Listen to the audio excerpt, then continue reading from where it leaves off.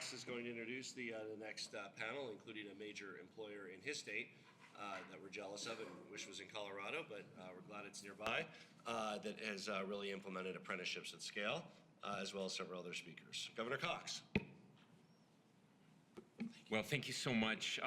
We sure appreciate Sal and his time. I have to say I'm a big fan, and my kids are as well. And we're just so grateful for the work that's going on there. So, I'm sorry, I'm pulling up my notes here.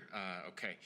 So I want to thank Governor Polis for his work in bringing all of this together as the chair of the NGA. I just want to maybe point out, if I can, just back up a little bit to his introductory remarks. I suspect that if you were to parachute into this room and had no idea who Governor Polis was, that you would have had a hard time telling whether he was a Republican or a Democrat in that and in all of the conversations that we've had. And that's why I'm so excited about this, because this is something that is on all of our minds, and where we desperately need some help. All of our kids, not all of our kids are struggling, but so much of our education community is trying to do better. We know the test scores. We see what's happening out there. We all feel this kind of angst that's boiling up, where we want the best education system. I tell my team all the time, if you were to start from scratch and build an education system in our state, I promise it would look nothing like what we have right now. And so we don't have the opportunity to kind of deconstruct the airplane while it's flying and start over, but we can make serious changes, and that's happening right now. So thank you so much for the great work that you're doing. We have some panelists here today with us, and I apologize. I think I have possibly the wrong notes here. Maybe you could help me. I didn't know Martin was on the panel, but Martin, thank you for joining us. Martin is from my state, and I want to say great things about Martin and the work that they are doing. They build trains for a living, and they come from Switzerland. Everybody's surprised that they have their headquarters, their North American headquarters in Utah, and they're doing apprenticeships there. And so we're so grateful for the work. I've made the argument, and I hope people at home will forgive me, say, look, I think America does a whole bunch of things really, really good. I am jealous of the way that Europe does their education and work components combined. I don't think we're good at this.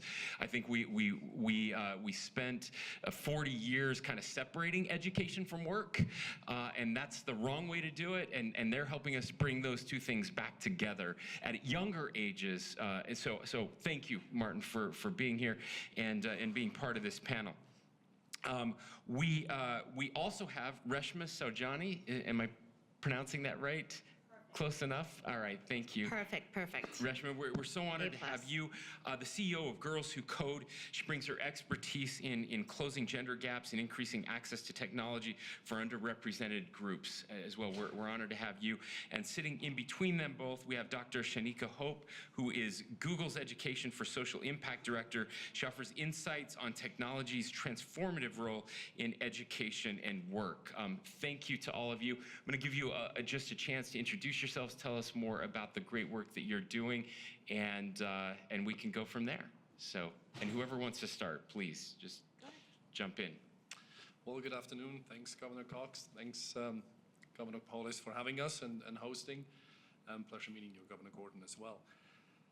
Martin Ritter, Governor, you said almost everything about me. I moved to Utah 8.5 years ago from Switzerland, and we started the business to build trains.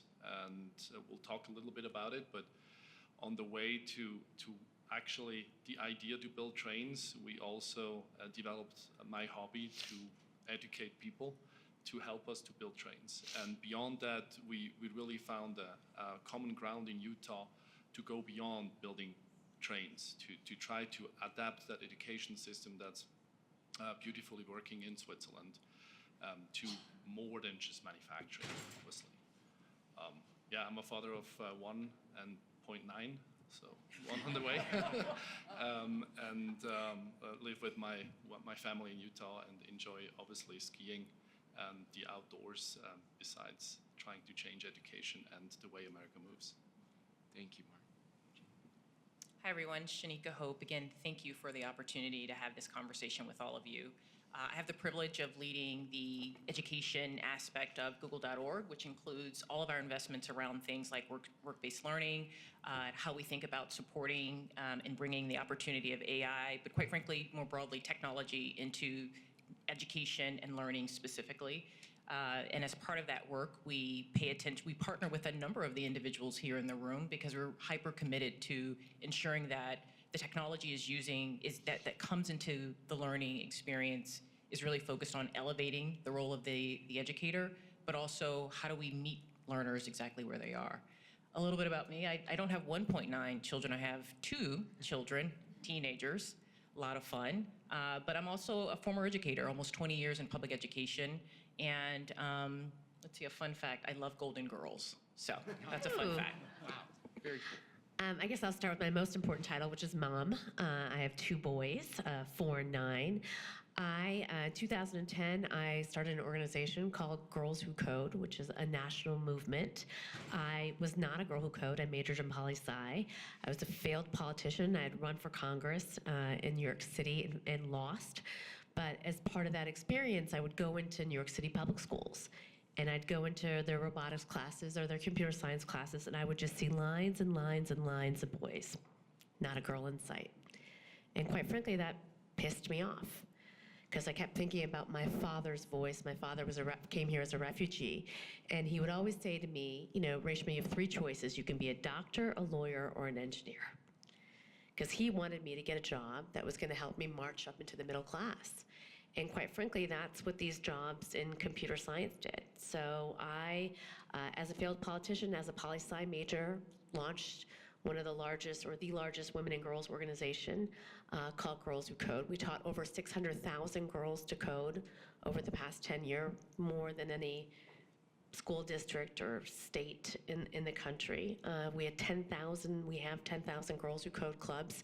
Most of you, if you have daughters or nieces or your aunties, one of your daughters have probably gone through one of our programs. I was just with the Dean of Stanford Engineering about a month ago, and she reminded me that, you know, in 2010, if you walked into any probably computer science class in the country, whether you were at Stanford or MIT or University of Illinois or University of Utah, there probably would have been less than 18% of those that were girls that were majoring in computer science. Today, you walk into any computer science class in the country, and it's 40%. It's 50%. Those are our students. And it's simply a proof point of what social entrepreneurs in partnership with states can actually do to build the pipeline of talent. I think the work that we have to do now is make sure that progress does not get dismantled. Thank you so much. Reshma, I just have to share this because I think you'll appreciate it. Political science student, I guess I didn't fail at the Clearly not a failed politics thing, politician. Yeah, it's going well for you. But I have to say, so I'm also a recovering attorney, and about 6 years ago, 7 years ago, my daughter came up to me. She was about 11 or 12 at the time, and she said, Dad, I know what I want to be when I grow up. And she said, I want to be an attorney like you. And there was this moment where I was like, that's so cool. And then I panicked and I ordered a Coding for Girls book online. And I said, I don't want you to be like me. Here, do this. This is going to be much better for you. And so I just so appreciate the work that you're doing and all of you are doing. Governor Polis, go ahead. And we're, somebody who served in Congress 10 years, I can say you've had a bigger impact Yes, by not winning that profound. race. So congratulations on behalf of all the girls that you've helped, 600,000, enormous difference. This is all 3 of you. So we're really focused on outcomes and how we measure them. As governors, we're major funders of education. We're in a great position to demand good outcomes. It's a big part of our budget. I'd like each of you to talk. How do you know that apprenticeships work? What are you looking at? Are they preparing people for the workforce? Are you hiring some of them? Are they going elsewhere? How do you know it works?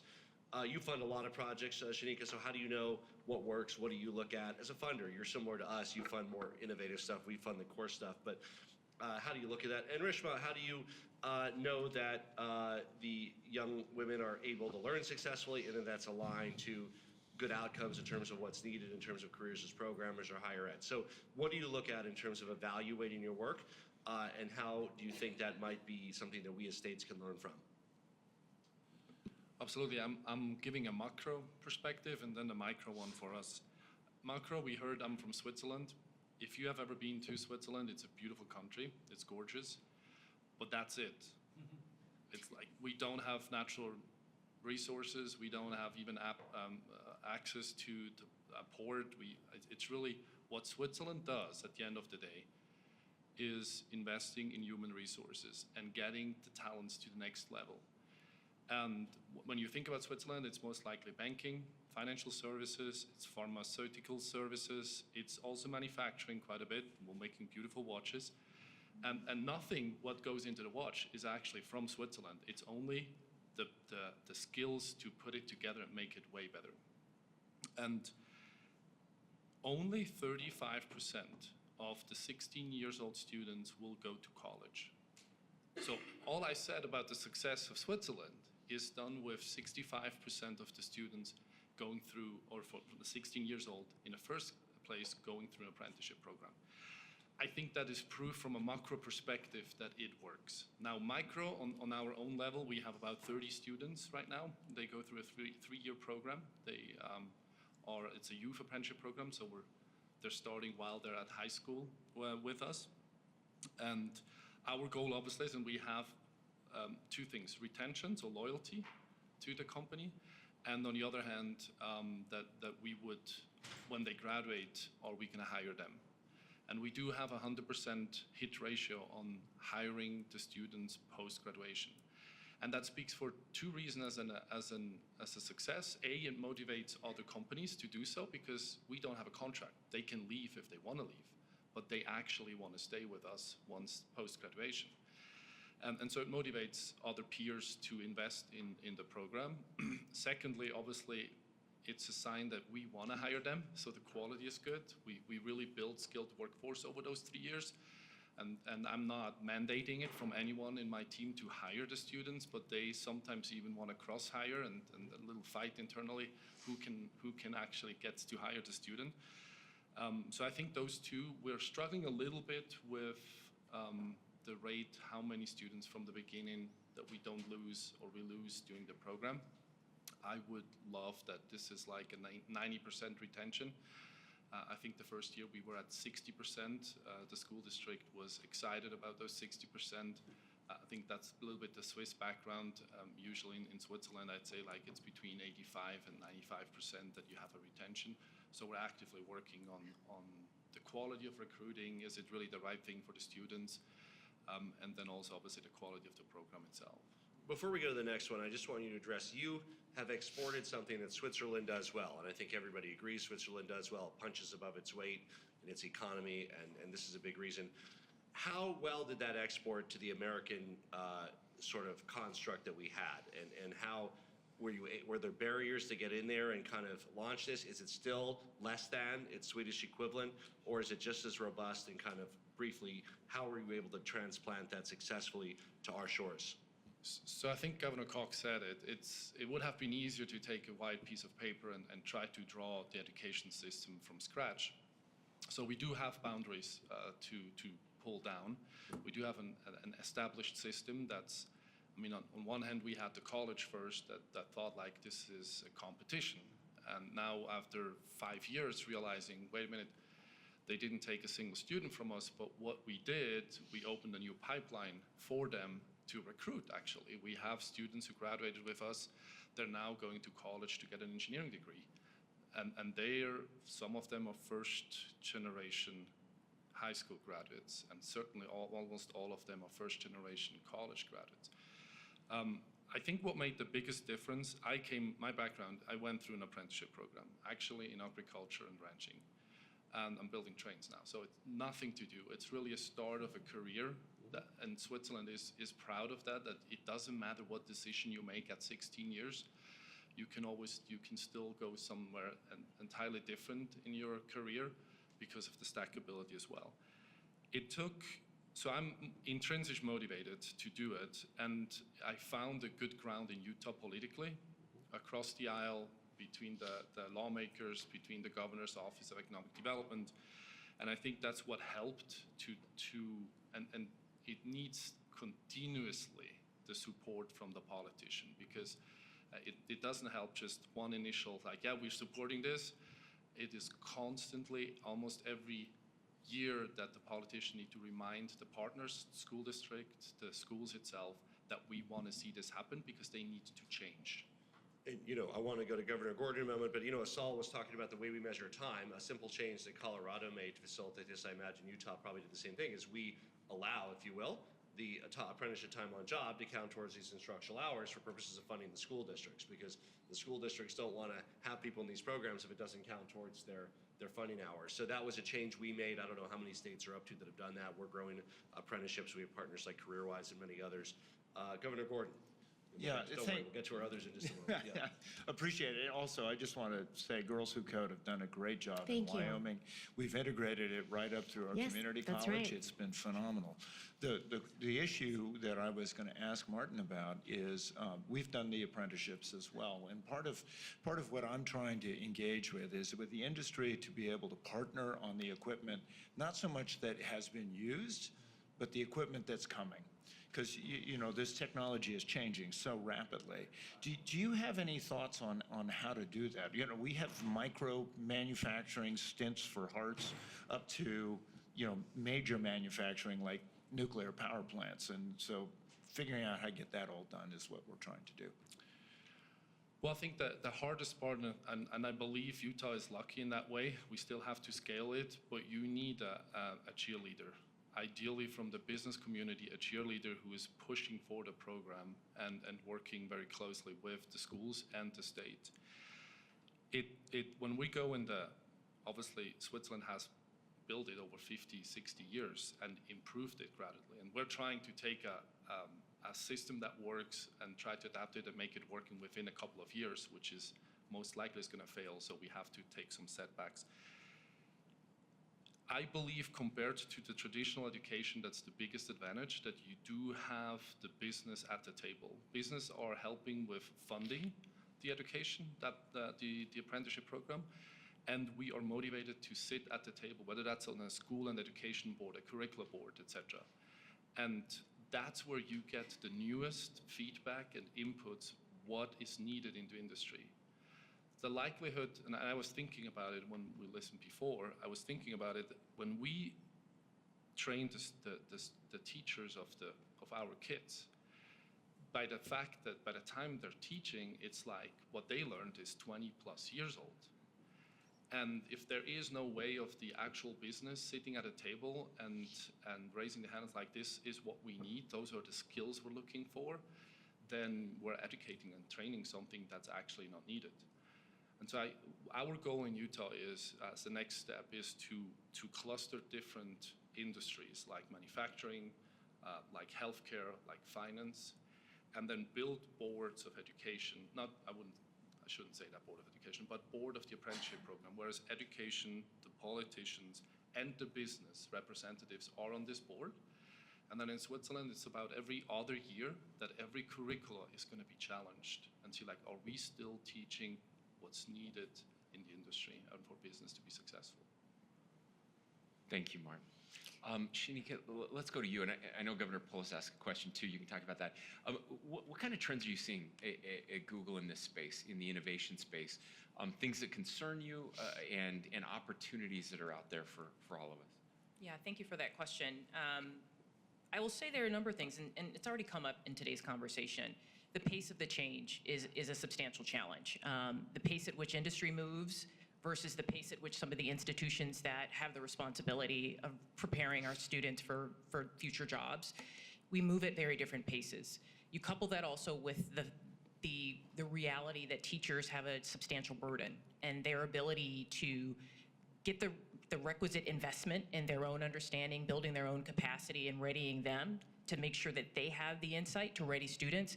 That's also a substantial trend and challenge. One of the things that we look at globally is we know that by 2030, there's a demand of 44 million teacher shortage globally. And you compound that with the pace, you compound that with the responsibility of our teachers. And then the other thing that stands out for us is really, again, building that foundational knowledge base of what is AI, how do we use it responsibly and boldly, and then with that understanding, begin to make the necessary adjustments to teaching and learning. And so that foundational requisite knowledge of the opportunity of AI is also a trend and a challenge that we see and hear a lot about while we're out in the field. Now, the flip side of that coin is that there's tremendous possibility. You even in some of the comments that Sal himself shared, the technology itself, it's a tool, but it's a tool that can do and enable and unlock a lot of opportunities, such as personalization, such as how we think about assessment. For example, we had the opportunity, like probably many of you in the room, we've gone down to Gwinnett County. Gwinnett County has an AI framework that they have instituted across their county, in Gwinnett County in Georgia, let me be specific. We visited one of their high schools that's fully implemented this framework. You go into those classrooms, the students are leading the learning. The teacher is the guide to the side. What the teacher has done is orchestrated instruction that gets at something that Governor Polis mentioned, which is the teacher poses a series of questions that are relevant in the context of the student and that subject area. Students are given permission to use the set of tools that the school and the county have identified as safe, and the students are given free rein. If you were President Lincoln and you were about to deliver the Gettysburg Address, and you had to present a different perspective, what would you do? Use any tool at your disposal on this list, and I want you to present a counter argument. That's a very different experience than when we think about some of the things that we ourselves have experienced in history class, but also when we think about needing to confront the fear around using the technology. I think the opportunity here for us is, as we think about supporting teachers, is to give them the freedom to understand that you can learn alongside with your students. With the technology, their instructor, Canvas, recently released a report. Teachers today, on average, have access to 46 technology tools. 46. What we've learned, though, is that teachers don't have the time and the capacity to use any set of those tools effectively. We also know that teachers, when we look at what their day-to-day looks like every day in the classroom in terms of their administrative load versus how much time that they actually spend with students, we know that there is a substantial administrative burden on them.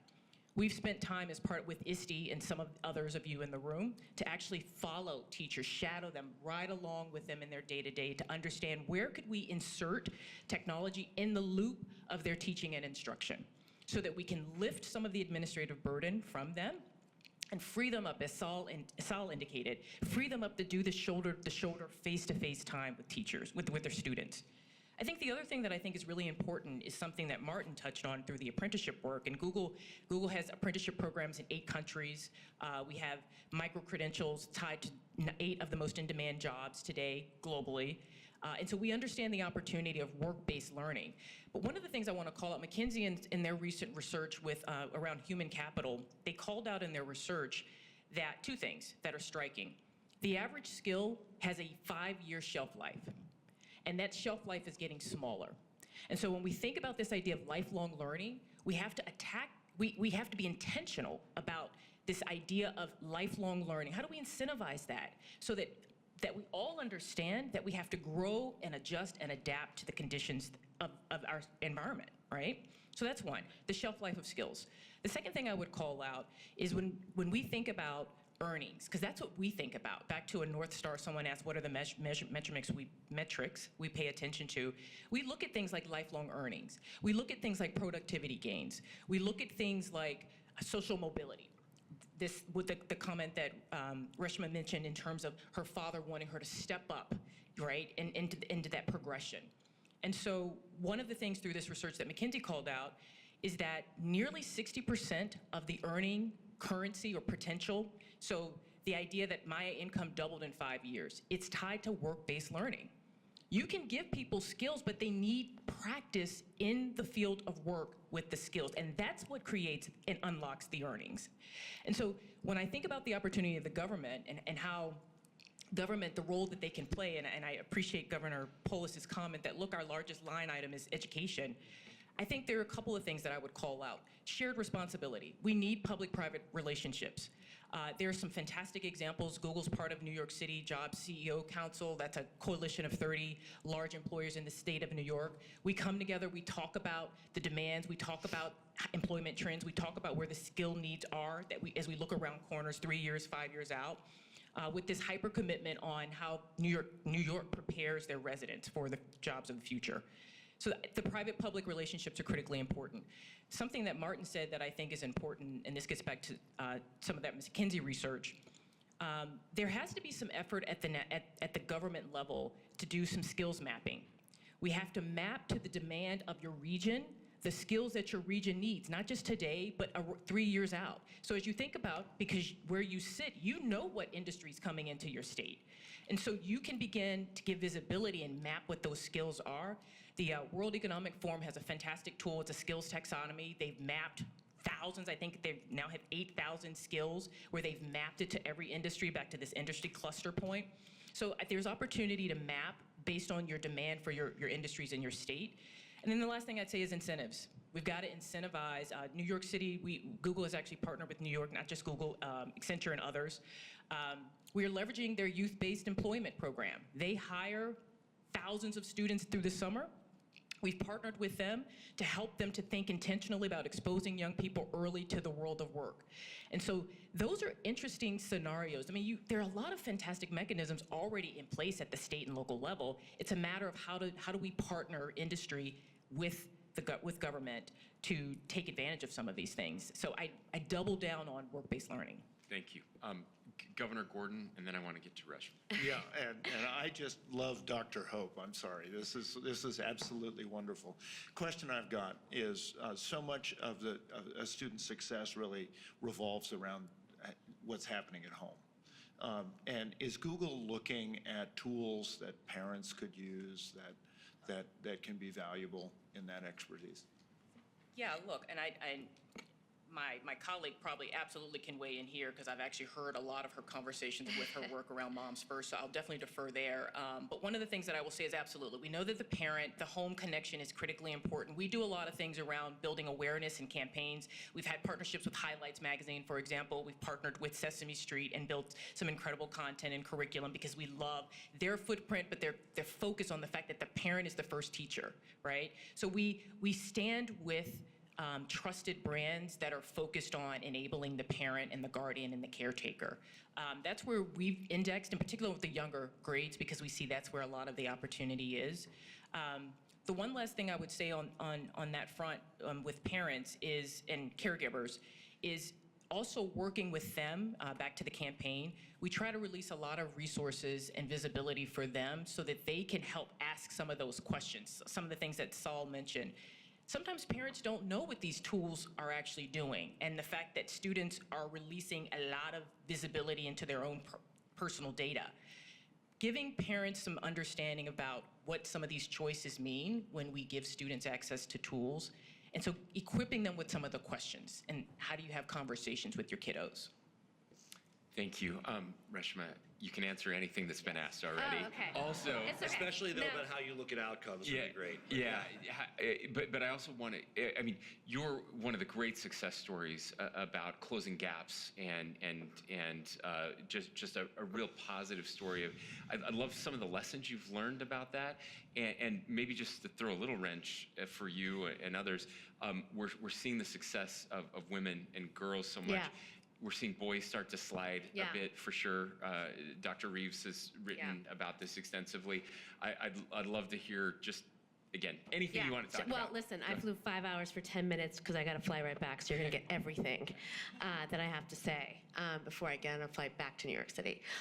Well, first of all, I think when we built Girls Who Code, we had very clear KPIs. So our goal was to, at that time in 2010, less than 0.4% of girls were interested in STEM. And so we had turned girls off. And you have to remember the world's first programmer was a woman. So in the 1980s, if you went to any gaming camp in America, it would have been full of girls. And then culturally, we turned girls off by the Barbie doll that I said, I hate math. When computer science and technology became lucrative, we pushed girls out. We see the same thing happen in medicine, in nursing, in teaching. And so, when I launched Girls Who Code, one, we had to change that. We had to change culture. And for those of you who have daughters, you know that that means making it cool, making coding cool. I would literally go from meeting to meeting at Netflix and just convince them to put the next protagonist that was in like the cool girl teen com to be a girl programmer. And that happened. We also had to meet girls where they were Sorry, at. did you say you went to Netflix? Yeah. So this is downstream of Yeah, culture. like You were the- trying to change Yeah, culture. like Yeah, the got book it. that you bought for your daughter was probably written by us. Because when I went to rural communities that didn't have Wi-Fi, remember, 44% of Americans that make under $30,000 a year do not have Wi-Fi. Do not have Wi-Fi. And if you went on Amazon or you went into any bookstore, there were no books that taught kids how to code. And so we're leaving millions and millions of poor rural Americans behind. So the cultural aspect of this is critically important. We have to have the same conversation, quite frankly, in AI.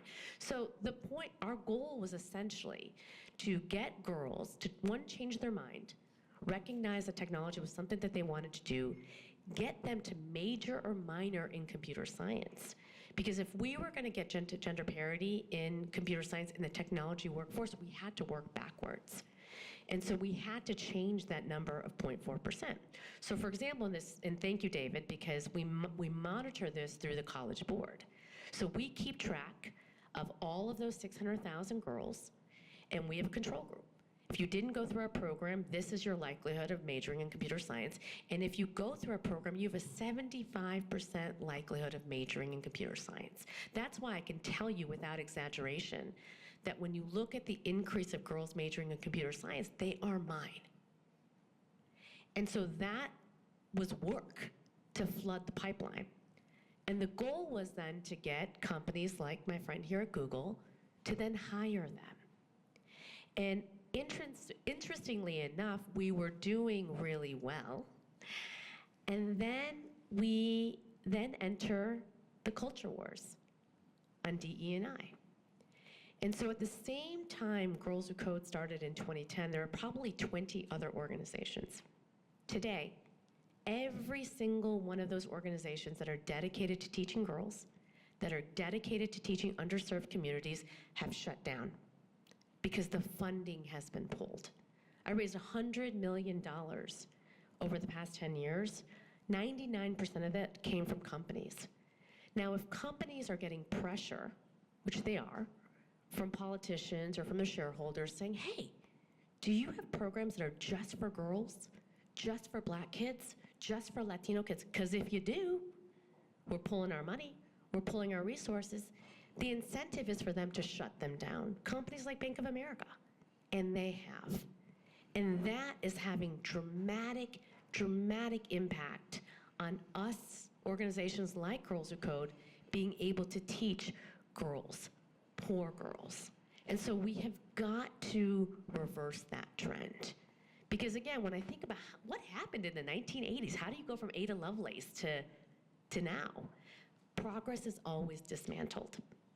And so I want everybody in this room to, quite frankly, pay attention to what is happening, because it's the girls in Wyoming, it's the girls in Utah that are their opportunities are being pulled away from them.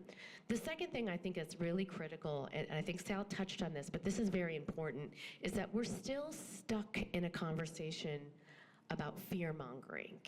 I remember, I'm old enough to remember that when I pulled out my computer in my law school class, I was told to put it away. There was a time back then that we were so terrified of Web 2.0 that you couldn't use your computer at school or at work, right? And that, what happened, the impact of that fear-mongering was on poor people. It's why we don't have broadband access in so many communities today, because we didn't bother to lay those lines. But rich people, you better believe that they were using the web. And you better believe that every single kid at every single private school in New York City has a ChatGPT license, period. And so as we talk to companies like my friends at OpenAI, we need to require and make sure that kids at Title I schools are the ones that have the opportunity to learn about AI and to close the access gaps. We should always begin with the most vulnerable. We need to learn from, quite frankly, the mistakes in the past. Thank you for highlighting my work at Moms First. I found myself, and I guess I'll close on this, I found myself in 2020 finally having my second child after years and years of fertility. My son Sai was born on January 25th, 2020, and the world shut down on March 8th, 2020. And as a mom, I found myself having to homeschool my 5-year-old, take care of a newborn baby, and stop Girls Who Code from being shut down. In 2020, we were teaching several 100,000 girls a year inside tech companies that were closed, inside schools that were shut down, and in college campuses that were closed. I had to figure out how to deliver computer science education to hundreds of thousands of girls. And one of the things that I saw is that so many, I told you half the girls we teach are under the poverty line. So many of my girls were on their way to major in computer science. But because daycare centers were shut down and schools were closed, and their mothers were our essential workers, our teachers, our nurses, the people that kept our cities and our states open, because they had to go to work, my students, instead of going to college, had to stay home and take care of their siblings. So you see how this generational cycle of poverty happens, especially for girls and girls of color. And I realized I could teach millions of girls to code. But if I didn't fix our nation's broken structure of care, I had not solved anything. So as we think about education, and we think about access, and we think about opportunities, and we think about apprentice programs, and we think about coding, we better sure hell think about childcare and paid leave. We better think about the structure, because 50% of women by the time they're 35 will leave their job in tech. And that is because we live in a country that doesn't allow you to both be a mother and a worker. We make it so damn hard. And until we fix that, until we stop being the only industrialized nation that doesn't have paid leave, until we stop being the wealthiest nation that funds the least amount of childcare, until we prevent 40% of parents in our country going into debt because of the cost of childcare, we're not going to solve anything. We're going to constantly be having these conversations about how to close the gender gap in whatever industry we're talking about. And so again, as we continue to have these types of conversations, I want us to also make sure that we are talking about childcare and paid leave, because they are just as critical if we're truly serious about closing the skills gap. Thank you. Well, on Girls Code, what lessons for states is there about what you think that we can be doing better to ensure that everybody has access to relevant, instruction around coding and programming? Well, I think after-school programs are a must. Like I said, and going back to data and KPIs, we found that our students who went through an after-school program, so went to a club, once a week, were just as likely to major in computer science as those that were going into an intensive 7-week program. And so we know that when you offer computer science in schools and in after schools, even if you can't afford to make it during the day, it has just as much of an impact in getting them to major or minor in computer science. For Martin, how have your discussions gone as part of the business community with American companies as they learn about or are interested in specifically your apprenticeship model, and how have those discussions gone? Well, we had quite some success before COVID. We had a few local companies coming by and looking at the programs like, we want to join, we want to be partner with this. And then COVID hit and everyone was like, focus on something else than starting an apprenticeship program. And then once, a couple of years into COVID, when we had the great recession in terms of workforce, they reached out again. It's like, don't you have a program? We want to jump on this program too. And we explained it. Yes, it's 3 years. And oh, no. We need the talent within 6 weeks or 8 weeks, right? So I think there is a cultural gap to understand what we're doing is a long-term, mid and long-term investment in educating people and talents. And I think this What I use with the peers in Utah is an example about growing tomatoes. I'm not sure how many of you grow tomatoes at home. It is not cheaper to grow the tomatoes at home than buying them at the grocery store, right? But they do taste better. There's no science behind it, but they do. Training your own workforce versus hiring the skilled people from the market, I think when you make the math, there is no difference either. But I can't say they taste better, but they are more loyal. It feels better because you trained them. I mean, there is an emotional part to it. And I think I'm positive we will get there, that we have now 5 companies. Some of them have European roots, some of them have no European roots, some of them are suppliers of ours who actually started to join us with the apprenticeship program. And the next level, as I mentioned before, is to go into different industries than manufacturing, finance, health science, typical jobs. There's 291 jobs in Switzerland trained or educated through apprenticeship programs. 291 different professional jobs that are not going through college. Some of them we can't even learn in the US other than we learn from from an older experienced person, right? If I could just quickly respond there to that same question in terms of how do you incent or encourage those around you? One of the things I want to build on the point that Martin made, which is when you think about the cost benefit of bringing on new talent versus reinvesting in your current talent and reskilling and upskilling, McKinsey's put out a number that there's a roughly, depending on industry, anywhere between $17,000 to $54,000 cost savings per person. That in of itself is a substantial incentive in terms of reinvesting. The other thing that we know is that when we reinvest and upskill in our existing employees, there's greater retention, there's greater culture within, because they see that there's a path, there's an investment, there's upward mobility for me to stay within this company. They're investing there. So those are 2 things that we've seen in particular through our apprenticeship programs. I think the other thing that we've also through our Google Apprenticeships program is we're a registered Department of Labor apprenticeship program. So we have that gold standard certification so that as our apprentices move through the Google Apprenticeship program, they not only get the DOL credential, but they also get the Google Career Certificate micro-credential that's connected to the 8 most in-demand jobs. So that also is another, incent, not just for the employer, but for the employee as well. Great. Any other questions? We have about a minute left, I think. Please. Yeah. Hi, I'm Zoe Stem-Calderon with the Rakes Foundation, and thank you so much. This has been awesome. I've been struck from the first conversation to this conversation about how important the what questions are, what are the mix of the kinds of experiences that young people need, the curriculum they have, the what of the standards we're refining and evolving over time. But I'm also struck by how important the how of the experience that students are having in every one of these programs is, and from Saul emphasizing that student motivation is really the name of the game. Do we engage students to so many examples you all are elevating about?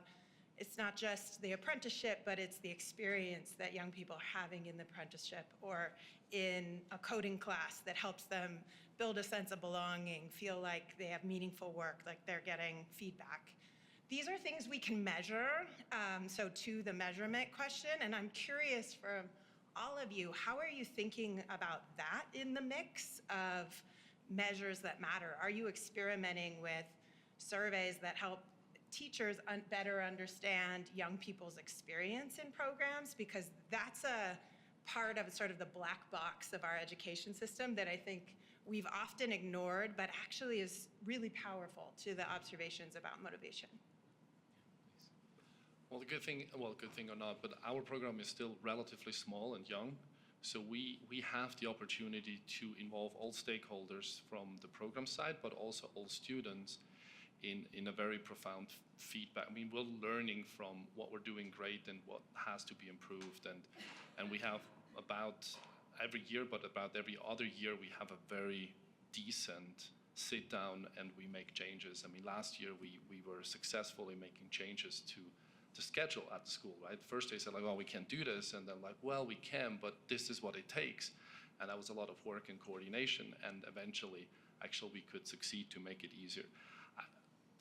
And I know you have a certainly a perfect answer too, but I want to add the why to your statement or question. When the previous governor of Utah went to Switzerland, we went through the production at Stadler, and we had apprentices at every single step that we produce a train, and there was 17 years old kids who were explaining what they're doing. And we started at the welding shop, aluminum welding shop, and the governor got introduced to that 17 years old, and he mentioned his second year of welding class, and he had a welded piece of stainless steel in front of him. And the governor asked him, it's like, why does it have different colors? Like your welding seam has like from purple to yellow, reddish, etc.